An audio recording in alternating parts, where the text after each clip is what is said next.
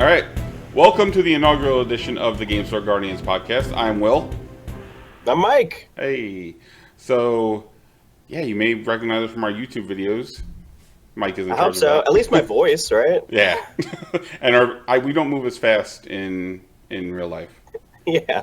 'Cause, yeah, Mike does his commentary over it. I'm like, what are you speeding on? Like 2? 1.5, yeah. 1.5. Okay. So, we are a Crisis Protocol podcast. I've only been playing since March. Yeah, I got the game for Christmas and I started playing in March. And I've been playing since November-ish last year, I think, when I ran a demo in the store. Oh, nice. I didn't realize you ran the demo in the store. I didn't run it. I played in one. Oh, okay. Yeah. Yeah, I was bugging my wife for probably a good 3 months. I'm like, hey, I really want to play this game, but I've never played a miniature game other than Hero Clicks. Yeah. Yeah, I was big into Warhammer. That was my my hobby during the world-ending pandemic thing. If we could talk about it. I don't know what we're allowed to talk about. I don't know if YouTube flags that now. Well, yeah, but yeah, we could say I'm not monetized yet, so no, sure. No, we'll do like the Avengers. We'll just call it the incident in all the Netflix the incident. shows. Yes, that's great. So yeah, during the incident, I needed something to do, and I got into Warhammer I just wanted to try it. I don't know why. I think I've always been interested in wargaming because I like board games, and it is the most prevalent one. At the time, it's like the one. It's like at least from an outsider, it looked like that was the biggest one. There was a whole store dedicated to it, right? So, so I went there and bought a little miniature and painted it up. Bought all the paints. Side note: the guy that started me on Warhammer did not tell me that there was a beginner's painter kit with like a model in it, and nickel and dimed me for all the little paints. Oh no. Miniatures, which really soured me to that particular place, but not the game in general. Okay. So I painted it up, and I was like super happy with it because I've always been dying to be artistic or like creative. I think this is part of it too, is the wanting to make videos and podcasts and talk about shit, and that all that fits into like wanting to be creative. So like the painting, like it's basically paint by numbers. I mean, it's not incredibly hard to miniature paint. There is definitely a scale of being really good at it to like amateur. True. But it felt really good to like put some paint on it. It looks right. And then, you know what I mean? Yeah. And then have this finished product. So that's what started me on miniatures, like wargaming. But I'm terrible at Warhammer. Probably just as much as I lose in Marvel, I was losing 10 times more in Warhammer. So yeah, that was less fun. And that's also another thing that drove me to Marvel, was that the game is much more what's the right word? It's forgiving. I was gonna say accessible. Yeah, I think forgiving is the word for me. Okay. Warhammer can punish you where if you go second, like half your army could just be destroyed. Okay. And it feels real bad to like set up all these things, and then the first turn you don't get to go, and then you just have to pick them up and put them away. You know what I mean? It's like, I get it. So that's what I like about Marvel, that the whole injured, healthy side thing is very cool, and definitely a very fun mechanic with like the comebacks, the mechanics of energy and how it works. Yes. Like So tell me how you got into it, other than just being interested in it. Well, I've always eyeballed Warhammer from afar. Like every time I would go to the store, I'm like, this looks real cool, but I don't want to sink this much time in it. One, and two, I never had a space to actually paint miniatures, because we always lived in like a house that I didn't have a basement, or like I had to do everything in the kitchen, and then my kids at the time were like young, so I just never had a space to call my own. Now I have an entire basement.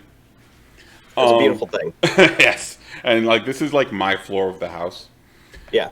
So I don't have a full basement to myself. I have a little corner in our laundry room, but it's perfect. Gotcha. I understand. But so I started playing D&D minis because I started playing D&D a few years ago for the first time in like forever. Like I hadn't played since like high school. But so I started painting miniatures there. And then we moved in this place, and now I was setting up. I'm like, oh wow, I actually have a quiet spot in the house to do my stuff. So started building D&D terrain, and then I slowly started acquiring more paints, and then I got a 3D printer, and that started rolling. So I was doing that for a good, I don't know, probably about a year. And I was starting to learn how to paint. And then I kept, since everything was shut down from the incident, I was hearing about Crisis Protocol, but I wasn't going to a store to see it because all the shops were closed. And like I would look at stuff online. I'm like, oh, this looks really cool. Like this looks like something. But I never played a game where I had to assemble the miniatures and then paint them and all that stuff. I was always like HeroClix was my thing. Like back in the day. You definitely picked an interesting one from my experience. They are a little bit more difficult than Warhammer was for me. Yeah, definitely so. I think just because of scale. Yeah. At the very least. Warhammer's a little bit bigger scale, and like all the arms, everyone has like they're chunky pauldrons and all this other stuff, and you know what I mean? Let me tell you how much I cursed putting together Captain Marvel. Like her arm just vanished. Like why was her arm in 2 pieces? Like I think we could have a whole podcast on just building the miniatures. True. But I understand this was like AMG's like first game because they started with Marvel and then went into like Star Wars because they acquired all that stuff. So their modeling process has gotten a lot better. Yeah. But I still was upset putting together Honey Badger. She's on order for me, so I'm gonna have to figure that one out when she comes. Her head's in 3 pieces. I'm just letting you know. Yeah, yeah. It makes you, isn't it a real son of a bitch when you went to go put together Miss Marvel and you were just like, oh, this one piece is the whole model? Cool. So I got the game for Christmas. I hemmed and hawed putting it together like over Christmas break. I'm like, all right, I'm going to start with the terrain. So I'm like, all right, I got the terrain together. Now I want to play the game. So I started on. Then I got the byproduct of the incident. So I was home for 3 weeks working, and I'm like, I'm working in my basement, but like I'm not working all the time. If my boss listens to this one. But no, my sales were still good, so whatever. But while I was doing that, I was building a modular terrain board. Checks out. Yeah, I was building a modular board for Crisis Protocol in my basement. So I got that all built while I was assembling the miniatures, and then I started painting. Then I got an airbrush, and it's just steamrolled from there.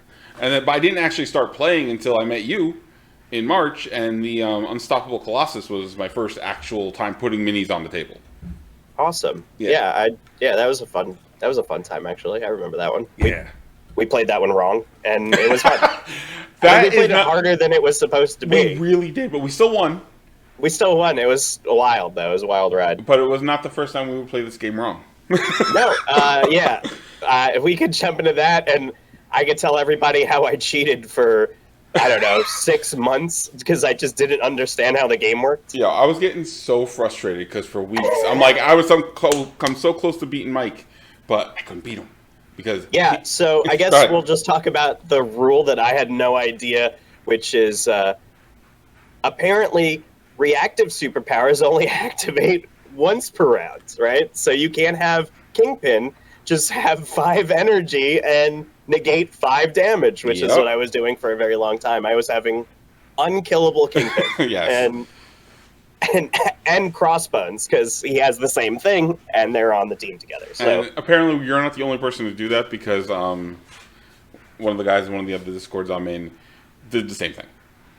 Yeah, I just had no idea. I thought it because the game allows you to do, which is what came up recently. The game allows you to do other superpowers more than once, but specifically reactive can only be activated once, and that's, when you take a cursory look at the rules and you just start playing, you're just like, I figured out. I understand most of the rules, right? Yeah. Like we'll figure out the rest as we go along. Yeah, I think another thing I was playing wrong too was Strange's leadership. Strange's leadership is only once per round. Once per round or once per turn? Once per turn. Okay, so then that's fine. Oh, Right. so But only I for was one using attack. it for like 2 attacks sometimes. You know what I gotcha. mean? See, so still cheating. Yeah, I'm such a dirty cheat, man. Yeah, don't worry about throwing enemies into other people with Spider-Man. It's okay.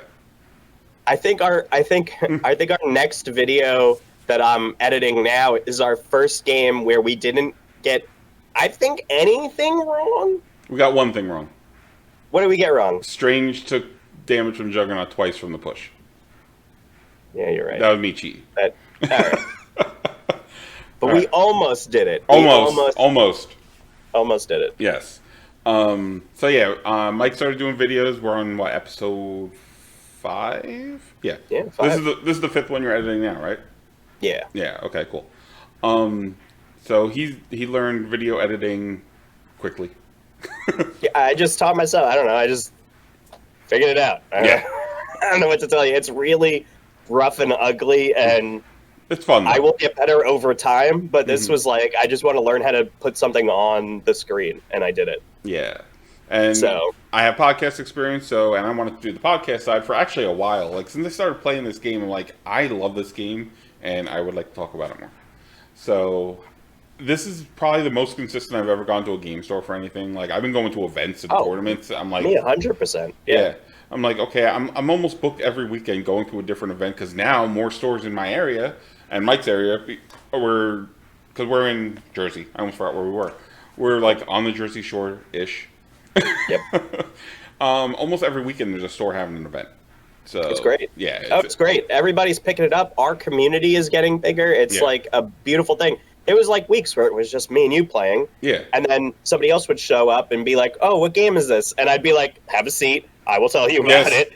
And I will just hound them with information about why they should play. Right? I think like, I know I personally talked Leo and I think Jacob into buying the game. Yeah, that's great. Yeah. I'm so happy to see people come back that are interested. You know what I mean? Yes. And now we have like a nice group, and hopefully it keeps growing, and we can take over the whole store on Tuesdays. Yes. We play at Red Seal Games it's in Mattawan, right? Yep. Okay. On Route 34. Yep. Yeah. Red Seal Games, great store. Dan's a good guy, so if you're in the area, visit him. Yep. So right now, let's just talk about what we're playing right now. What team are you trying to focus on for the most part? I mean, I think it's very clear that I try to focus on defenders, and I don't know why. I really like Strange. I do recognize that he's not the best, and the affiliation isn't the best, but I like defenders. I like Criminal Syndicate. I like Cabal. I like Spider Foes. It's hard for me to pick one because I like the bad guys, and then I like defenders. And then when I got like how the game works, right? You buy one model, it comes with somebody else. They're in both affiliations. Now you have more than one affiliation, right? So like my defender stuff made me get into Midnight Suns, and Midnight Suns now makes me get into Convocation, and the wheel keeps spinning, right? Like yes, my naive self when I got the game, I'm looking at the affiliations list. I'm like, all right, so I'm gonna start just trying to finish off Avengers. So started buying Avengers, and I'm like, oh, Wolverine's in the Avengers. Let's buy that. Oh, this one, Cable's in the Avengers. Oh, look, I almost have all of X-Force. I might as well buy the rest of X-Force. Right. And then it just snowballed like that. And X-Force is the affiliation I started with, which unfortunately is not getting any love in this TTS season. Nobody picked X-Force this TTS. Nope, nobody's playing it? Somebody picked Cable. One person picked Cable, but nobody's playing X-Force. Oh, man. So, yeah, poor X-Force. They got showed up by Shadowland Daredevil. Well, the thing that I was trying to do with Soul Strange in Steve Vengers, you could do the same thing with Cable. Yeah. But, so yeah, X-Force was my first dealership. Yes. And it took me a little while. Like, I was bouncing. Every week I was playing something new, just trying to figure out what I liked. I think the first affiliation I clicked with was A-Force. Your A-Force is slamming. I think all the stars aligned, and that's when you just beat me for months at a time. Yes. With A-Force, and it was wild. Along with everybody in the store. There's plenty of salty people in the store because of my No, it's great. We gotta get your A-Force back on the table now, because I wanna play against it. I need to learn. You know what I mean? Yeah. Plus, I think it's great for tournaments, man. I think it's a sleeper hit. It is, unless I get outmanned. Like, if I'm running a 4 or 5 wide A-Force, it's a hard game. Unless, like, I guess She-Hulk popping off real quick. But right now, in TTS League, I was running A-Force Guardians, but I found that I have not been using the A-Force side of my roster at all.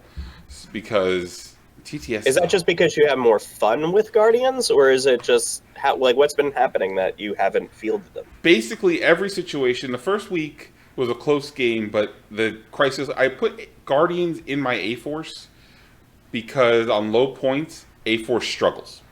Right. Because She-Hulk is a beefy girl at 6 points. Yeah. So I put the Guardians in there for the lower threats. So my first game was, like, I want to say it was like 15 on something, and wound up just being Guardians. And it was a close game, but he wound up just outscoring me. Second week I had a bye, and then third week I played actually Dizzard from the Rogue Agents podcast and many other podcasts. Like, he's actually one of the people that helped create the league. So, I was nervous. Sure. So I'm like, okay. He was playing a mix of Shadowlands Daredevil and Asgard. He called it Shadow Guard. So I'm like, all right, he's probably going to bring Thor. I'm going to bring Brace, blah, blah, blah. He winds up not. But we wound up playing on Sword Base and... what was the other thing? Hammers. Sword Base and Hammers. And he didn't give me the 14. He went for the 18 points. But I'm like, on Sword Base, I'm using Guardians because you have to use Guardians on Sword Base. And I wound up beating him. But the way I won was because he hit Groot too hard.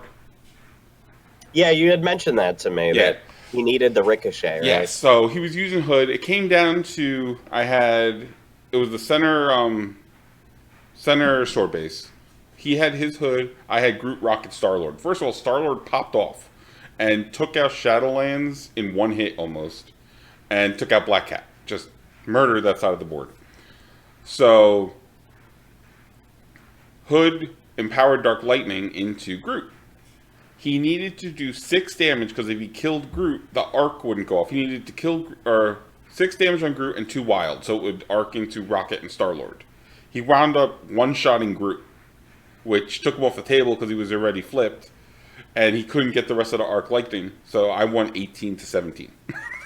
Nice. Yeah, so far we're in the mid-season, so I switched my roster to all Guardians. I took out She-Hulk and... who else here? She-Hulk and Domino. And I put in War Machine and... I'm sorry. War Machine and Juggernaut. And the reason I put Juggernaut in there is because Big Bad Tiger Daddy is legal for the back half of the season. And I know Malekith... oh, that's going to be interesting. Yeah, Malekith is going to be running the table. And, interesting. Okay. yeah, I took out Angela also, because Angela was who I swapped for Juggernaut. So, I don't like that. Yeah, I'm interested to see what Malekith actually does. He hits you hard. No, I I know that. No, that's the thing. From what everybody's saying, he has 2 actions, but that's it. He doesn't have, like, reroll tech. He doesn't have anything like that. So he just has 2 actions. So if you could stagger him, that makes him sad. Right. And if you have to make him move an attack, that also makes him sad. I mean, he has a charge. True, but... yeah, but then... well, alright, not as sad, but stagger makes him sad. Stagger definitely makes him sad. So, yeah. We got a little in the weeds there. But, basically what we want to focus on is, we're going to be still doing the videos. You're trying to get them out, weekly, right? Or... listen, I'm doing my best. It's just, life. Yes. Right now it's the summer. My families are taking up my weekends. Yeah. But I will do my best to get them out weekly. Yeah, I mean, it might be every other week, whatever. Things it might be like a 10-day schedule. I think that's a good schedule, every 10 days. I like 3 a month. Yeah. And I'm gonna try to do the podcast every week. Again, it might be a 10-day schedule, because, schedules need to align. Yeah. And all that stuff. So, yeah, we just wanted to get a quick one up there, just to say introduce hello. ourselves. Yeah, introduce ourselves, say hello, tell you a little bit about us. There might be some exciting things coming in the coming weeks. Maybe some long form games instead of just the way Mike's been doing it now. We might actually do like so you can hear our live commentary while we're playing and screwing up the rules. Yeah, that would be great. The problem right now is I'll give a little behind the scenes. Okay. The problem right now with live video and commentary is our store is very busy and there's a lot of different games going on. So when I record our games, I can hear 2 other games going on next to us. And the music. Which YouTube is just gonna crush us for playing like Led Zeppelin. You know what I mean? Like you can't do that. And the fact that there's all this other, talking between people and what have you, and us making comments and whatever. Like, there's just a lot of background noise. People asking, oh, wow, did you really just throw a building at that guy? Because they're playing Warhammer at the next table. Right, exactly. They're like, you're teaching people as you're doing it. Mm-hmm. It's a great environment to play in. I love being there. It's just not the best for re-uploading live gameplay footage. True. So that's part of the reason what drove me to edit them down and to talk over them was the fact that, well, one, I wanted to have both options eventually, right? Like I wanted it to be the short, quick games for the people that didn't have the time, and the people that were interested in long form games, they could watch those when we do those. You know what I mean? So, and then the commentary was just because I had to pretty much blanket out the entire sound, and then what are you going to do? You gotta do something over it. So I would write notes and read them out, and now I've gotten to the point where I'm like editing, splicing in some jokes and stuff. Yeah. I love the one from my game with Leo this week with the whole Spider-Man thing. that was hilarious. Thank you. Yeah, I like leaving in the little surprises. You know what I mean? So so the long form games hopefully will be coming within the next month or so. We might even do some at my house possibly sometimes because I have more than enough space. I just have to keep my dog upstairs so she doesn't come down and bother me. But I think that's pretty much all we got for this week. I did want you, because I don't have the name in front of me, who did the music that they're going to hear at the beginning of our podcast, and you put it in the videos as well? So that's Brett Eagleston. He's a music maker. I don't know what the right word is. I'm not in composer. The composer is the appropriate. So he's the music guy. He makes music. I don't know. How do you make music? You know what I mean? He makes the sounds with the thing. He makes noises with his mouth. I don't know. No, he's our composer. Well, not our composer, but he did work for us. Yes, our Avengers adjacent music. Yeah, Avengers adjacent music. Yeah, he did it very well. I was very proud. Very, very excited for that. Yes. And this will probably go up in a day or two. I got to figure out our upload schedule as far as that goes. But yeah, this has been Will and Mike, and we will see you next time. Have a good one.